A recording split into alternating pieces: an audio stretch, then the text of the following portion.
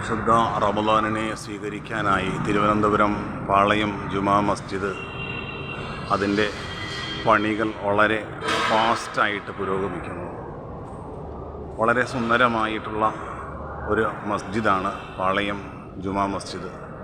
വർഷങ്ങൾക്ക് ശേഷം 2026 ആ പള്ളി വീണ്ടും പുതുക്കി AC-യും സംവിധാനങ്ങളും ഒക്കെ ഒരുക്കി അൽഹംദുലില്ലാഹ് കാണാൻ വളരെ സുന്ദരമായ രൂപത്തിൽ ആ മസ്ജിദ് അതിൻ്റെ പണി പുരോഗമിക്കുന്നു. പരിശുദ്ധ റമളാനിൻ്റെ മാസപ്പിറവി ദർശിക്കുന്നതോടുകൂടി അതിൻ്റെ പണിയെല്ലാം പൂർത്തിയാക്കിക്കൊണ്ട് അത് നല്ല രൂപത്തിലേക്ക് അത് ഉദ്ഘാടനം ചെയ്യാൻ വേണ്ടിയിരിക്കുന്നു.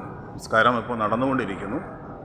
ഇപ്പോൾ റമളാനോട് കൂടിയിട്ട് ഇതിൻ്റെ പുതിയ ആ പണിയൊക്കെ കഴിഞ്ഞ രൂപത്തിലേക്ക് അൽഹംദുലില്ലാഹ് പടച്ച റബ്ബ് റമളാനിനെ നോമ്പുമൊക്കെ നല്ല രൂപത്തിൽ കർമ്മങ്ങൾ ചെയ്ത് അത് സ്വീകാര്യമായ രൂപത്തിൽ ഇബാദത്തുകളും ഖിയാമുൽ ലൈലും നമസ്കാരവും ഒക്കെ കൊണ്ട് അലങ്കൃതമാക്കാൻ അല്ലാഹു നാം ഏവരെയും അനുഗ്രഹിക്കുമാറാകട്ടെ.